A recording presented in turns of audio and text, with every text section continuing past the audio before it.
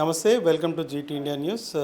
కష్టే ఫలే సుఖి అంటారు. ఈ రోజుల్లో ఎంత కష్టపడినా కూడా ఫలితం దక్కనటువంటి పరిస్థితి కనిపిస్తుంది. ప్రభుత్వ ఉద్యోగాలకి పోటీ పడిన విద్యార్థుల్లో నిరాశ మాత్రమే కనిపిస్తుంది. అయితే గ్రూప్స్కి సిద్ధమవుతున్న విద్యార్థులు తమ ఇష్టాలను అలాగే తమ సమయాన్ని కుటుంబాన్ని త్యాగం చేసి రాత్రి పగలు చదువుతున్నా కూడా మిశ్రమ ఫలితాలే కనిపిస్తున్నాయి. ఈ తరుణంలో ఇటీవల విడుదలైనటువంటి గ్రూప్ 2 ఫలితాలు ఆశకి అర్థాన్ని చెప్పాయని చెప్పొచ్చు. ఒకే ఇన్స్టిట్యూట్కి సంబంధించి 60 మంది విద్యార్థులు గ్రూప్ 2 ఆఫీసర్లుగా నిలవడం, ఎంపిక కావటం రాష్ట్ర వ్యాప్తంగా విశేషంగా నిలిచింది. అయితే నిరాశ చెందిన లక్షల మంది విద్యార్థులకు ప్రేరణగా నిలిచిన ఆ ఇన్స్టిట్యూట్ డైరెక్టర్ శ్రీనివాస్ రెడ్డి గారు, అలాగే గ్రూప్ 2 ఆఫీసర్ ఆయన మనతో ఉన్నారు. ఆయన అడిగి పూర్తి వివరాలు తెలుసుకుందాం. సార్ నమస్తే. నమస్తే అండి. సార్, ఇప్పుడు ఏదైతే గ్రూప్ 2 ఫలితాల్లో మీ ఇన్స్టిట్యూట్ నుంచి 60 మందికి పైగా విద్యార్థులు గ్రూప్ 2 ఆఫీసులుగా నిలిచారు. ఈ విజయాన్ని మీరు ఏ విధంగా తీసుకుంటున్నారు? నేనైతే ఈ విజయాన్ని చాలా సంతోషంగా విద్యార్థులందరి తరపు నుంచి చాలా సంతోషంగా తీసుకుంటున్నాను. అయితే ఈ యొక్క నోటిఫికేషన్ అనేది రాష్ట్ర చరిత్రలో ఒక ప్రభంజనం. నోటిఫికేషన్ ఇచ్చినప్పటి నుంచి కూడా ఎన్నో ఒడిదుడుకులు ఎదుర్కొన్నది ఈ నోటిఫికేషన్. ప్రిలిమినరీ ఎగ్జామినేషన్ అయితే చాలా వేగంగా జరిగింది, కానీ మెయిన్స్ ఎగ్జామినేషన్కి వచ్చేసరికి రోస్టర్ కేసులని, అదేవిధంగా ఏపీపీఎస్సికి సంబంధించిన కొన్ని విషయాల్లో కేసులు కోర్టులో ఉండడం వలన చాలామంది విద్యార్థులు ఇబ్బంది పడ్డారు. తదుపరి భవిష్యత్తు విద్యార్థులు కూడా ఏపీపీఎస్సి, టీజీపీఎస్సి లాంటి పరీక్షలకి చదవాలా వద్దా అనే ఒక భ్రమలో ఉండేవారు. అయితే ఈ ఫలితాలు ఏవైతే ఉన్నాయో ప్రతి విద్యార్థికి కూడా ఏం చెబుతున్నాయంటే, ఎప్పుడూ కూడా ఇటువంటి కేసులు లేదంటే ఇటువంటి వివాదాలు అనేవి తాత్కాలికమైనవి. మీ ప్రిపరేషన్ కన్సిస్టెన్సీగా చేసుకుంటే ఈరోజు ఎవరైతే విజేతలుగా నిలిచారో అటువంటి విజేతలుగా మీరు నిలవాలంటే ఒక మంచి నమ్మకంతో మీరు ప్రిపరేషన్ చేయాలి తప్ప ఎటువంటి రూమర్స్ని, ఎటువంటి సోషల్ మీడియాలో ఉండే ఎటువంటి వివాదాలను కూడా మీరు ప్రిపరేషన్ సమయంలో ఎలాంటి పరిస్థితుల్లో కూడా మైండ్లోకి తీసుకువెళ్లకుండా వాళ్ళు ప్రిపరేషన్ చేసుకోవాలి. ఎవరైతే అలా ప్రిపరేషన్ చేశారో వారు మాత్రమే ఈరోజు విజయం సాధించారు. ఎటువంటి ప్రలోభాలకి లేకుండా, ఎటువంటి మానసిక స్థితిలో కూడా, ఎటువంటి విషయాల్లో కూడా ఒత్తిడికి లేకుండా ఎవరైతే ఉన్నారో అటువంటి విద్యార్థులే సాధించారు. రాష్ట్ర చరిత్రలో 906 పోస్టులకు గాను మన సంస్థ 60 పైగా పోస్టులు రావడం చాలా గర్వకారంగా చెప్తున్నాను. అయితే ఇంకా ఎక్కువ పోస్టులు మనకు ఆశిస్తున్నాం. ఎందుకంటే మా దగ్గర ఉన్న రిజల్ట్స్ ఆన్లైన్లో 5,000కు పైగా మనం సెక్షన్ ఇచ్చాం, ఆఫ్లైన్లో 250కి పైగా సెక్షన్ ఇచ్చాం. వీరందరి వివరాలు మనం సేకరిస్తున్నాం. ఈ డేటా సేకరించి మరిన్ని వివరాలు మేము తెలియజేస్తాం.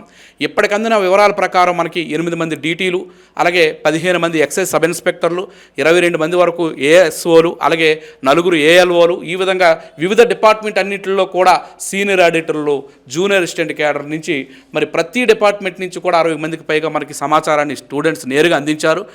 మా దగ్గర ఉన్న డీటెయిల్స్ని కూడా మేము కలెక్ట్ చేస్తున్నాం. అయితే ఈ శుభ పరిణామం అందరికీ తెలిసిందే. 2023 నోటిఫికేషన్ రావడానికి ముందు నుంచి మన యూట్యూబ్ ఛానల్ ద్వారా మోటివేట్ చేస్తూ, గైడ్ ఇస్తూ, అదేవిధంగా స్టూడెంట్స్ యొక్క భావజాలాలు ఏవైతే ఉన్నాయో అవి ప్రభుత్వానికి తెలియజేస్తూ కన్సిస్టెన్సీగా అందిస్తున్న ఒకే ఒక ఆన్లైన్ సంస్థ ఆర్ఎస్ రెడ్డి ఇన్స్టిట్యూట్.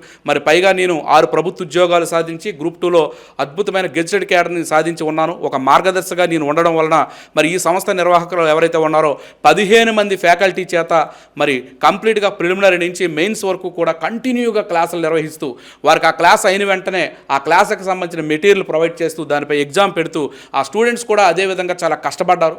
కష్టపడిన వారికి మాత్రమే ప్రతిఫలం వచ్చింది. ఎవరైతే ఈ యొక్క సోషల్ మీడియా యొక్క దీనిపైన ప్రభావితమై వాళ్ళు నిరాశ నిస్పృహతో దీనికి ప్రిపరేషన్ అయితే వేస్టా అనే విధంగా ఉన్నారో వాళ్ళు అతి తక్కువ మార్కుల్లో కోల్పోయారు. వాళ్ళందరూ బాధపడుతున్నారు. భవిష్యత్ స్టూడెంట్స్కి నేను చెప్పేది ఒకటే, నీకంటూ ఒక మంచి లక్ష్యం ఉంటే నీ లక్ష్యం కోసం మాత్రమే నువ్వు ఆలోచించి తప్ప ఎటువంటి ప్రలోభాలకి గురి కాకూడదు. ఈరోజు ఆ కోర్టు కేసులు అలగయ్యాయి. ఆ కోర్టు కూడా తీర్పు సవ్యంగానే ఇచ్చింది.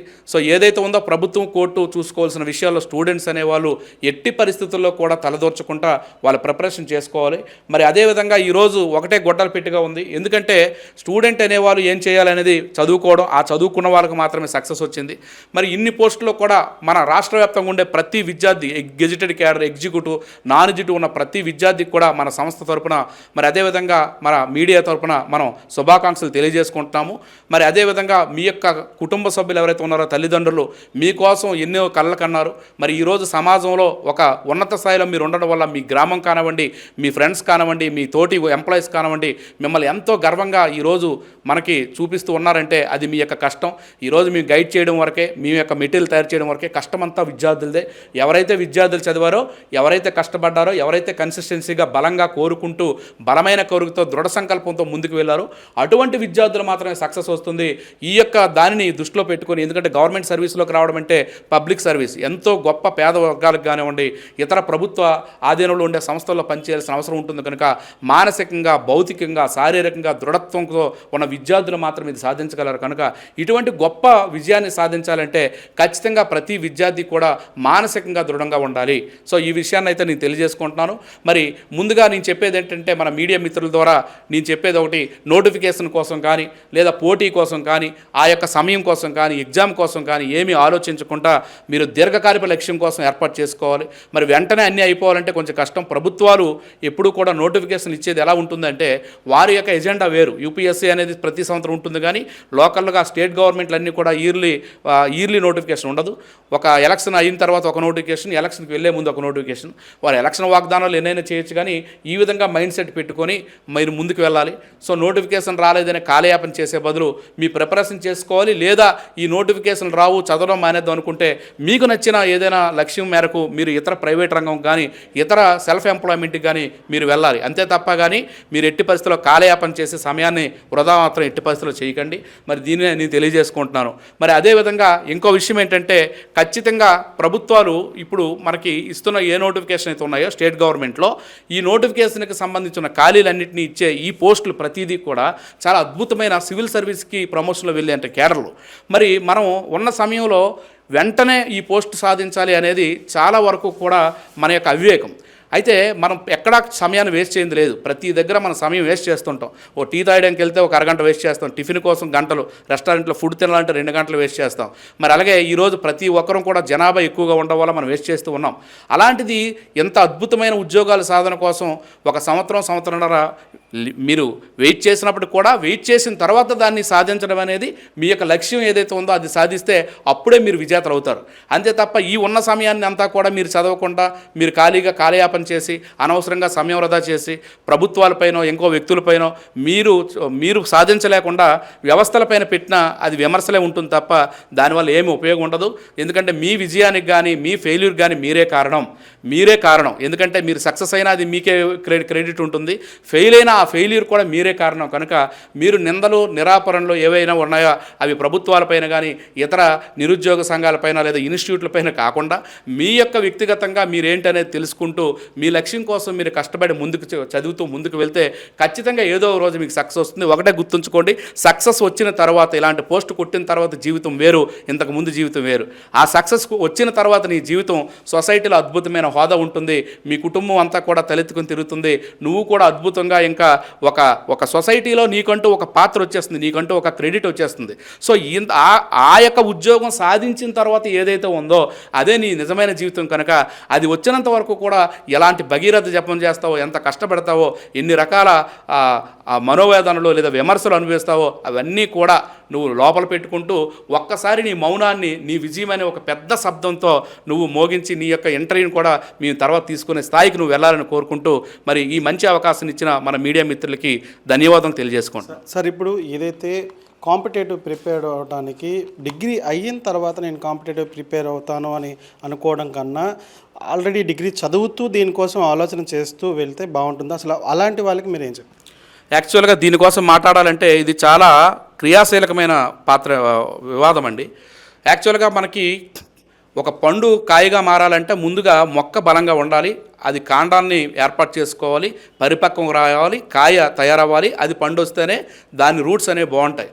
ఈరోజు 6th క్లాస్ నుంచి ఐఐటీలు లేదంటే చిన్న స్థాయి నుంచే సివిల్ సర్వీసులు ఇవన్నీ కూడా పిల్లలపైన మానసికమైన ప్రభావం. అదేమవుతుందంటే ఒక ఒత్తిడి, ఒక చిన్న పిల్లాడిపైన 100 కేజీలు బరువు పెడితే ఎలా ఉంటుందో ఒకనొక స్థాయికి వచ్చేసరికి వాళ్ళ పరిపక్వత ఆగిపోతుంది.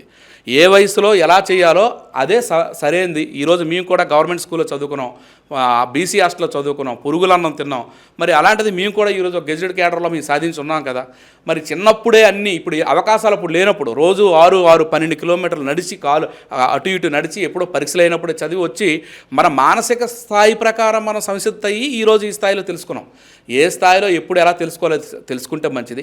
ఒకటి మీరు అన్నదానికి ఏంటంటే పిల్లవాడికి స్వచ్ఛందంగా ఒక సివిల్ సర్వెంట్ అవ్వాలని ఇంటర్మీడియట్ నుంచో 6th క్లాస్ నుంచో తనకు తానుగా ఎప్పుడైనా సరే అభిరుచి మేరకు ముందుకు వెళ్తే అది మంచి పద్ధతి. కానీ తల్లిదండ్రుల వలనో సొసైటీ వలనో ఇంకొకరి ప్రేరణతో తనమై బలవంతంగా రుద్దడం అనేది ఎట్టి పరిస్థితుల్లో తనని ఏదో ఒక స్థాయిలో ఈరోజు ఒక కలెక్టర్ అవుతాడు, మానసిక పరిపక్వత లేకుండా ఆత్మహత్య చేసుకున్న కలెక్టర్లు మనం చూస్తున్నాం, ఐపీఎస్ ఆఫీసులు చూస్తున్నాం. సో మనోవేదన కాకుండా ఏ స్థాయిలో ఏం నేర్చుకోవాలి, 10th క్లాస్లో ఏం నేర్చుకోవాలి, ఇంటర్మీడియట్లో ఏం నేర్చుకోవాలి, వాళ్ళు సివిల్ సర్వీస్ అవనివ్వండి, గ్రూప్ 1 అవనివ్వండి, బిలో 10th క్లాస్ సిలబస్ అండి. సో ఆ స్టాండర్డ్లో అవి చదివిస్తే సరిపోతుంది తప్ప 10వ తరగతి లోపే ఐఐటి సిలబస్లో లేదా ఐఏఎస్ సిలబస్లో చదివించాల్సిన పని అయితే లేదు. ఎక్కడైతే ఫౌండేషన్ ఉందో ఆ ఫౌండేషన్ ఖచ్చితంగా వేయించాలి, ఆ ఫౌండేషన్ బలంగా ఉండాలి. అవే సివిల్ సర్వీస్కి ఉంటాయి, అవే ఐఐటీలకు ఉంటాయి.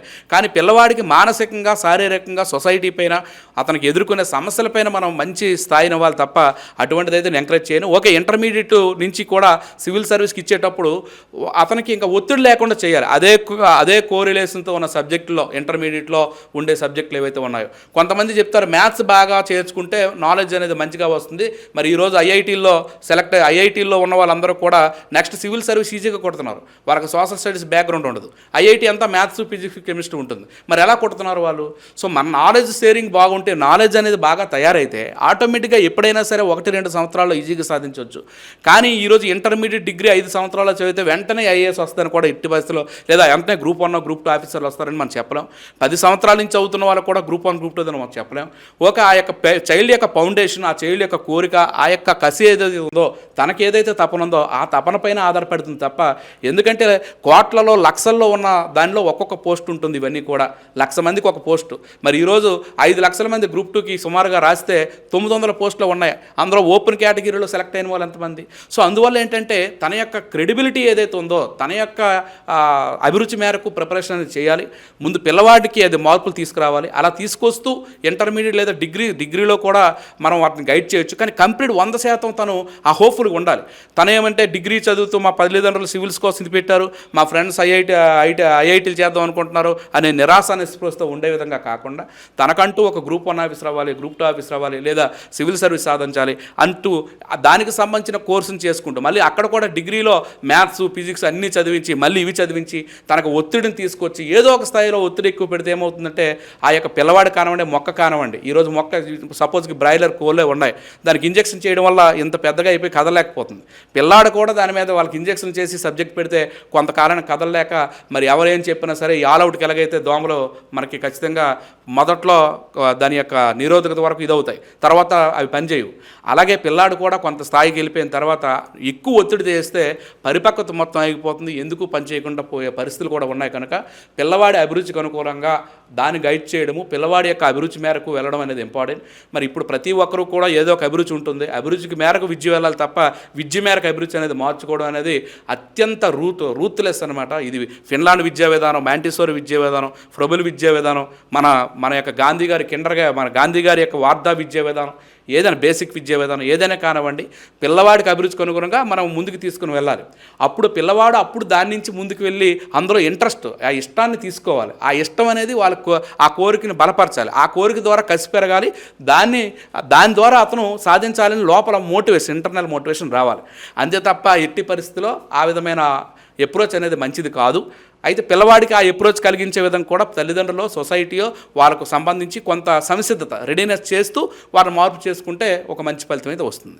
రైట్. ఏదైతే గ్రూప్ 2 ఫలితాల్లో 60 మందికి పైగా గ్రూప్ 2 ఆఫీసర్లని తయారు చేసినటువంటి ఆర్ఎస్ రెడ్డి ఇన్స్టిట్యూట్ నుంచి డైరెక్టర్ శ్రీనివాస్ రెడ్డి గారు మనతో మంచి విషయాల్ని చెప్పారు. ఏదైతే ఎవరైనా కూడా తమ స్వతహాగా దీని మీదకి రావాలి, అలాగే కాంపిటేటివ్ ఉద్యోగం కొట్టాలి అనే చెప్పి వాళ్ళలో భావన ఉండాలి. అంతేగాని ప్రేరణ చేసి తల్లిదండ్రులు ప్రెజర్ పెడితే ఇలాంటివి జరగవు, ఇలాంటివి కుదరవు అని చెప్పి ఆయన స్పష్టం చేశారు.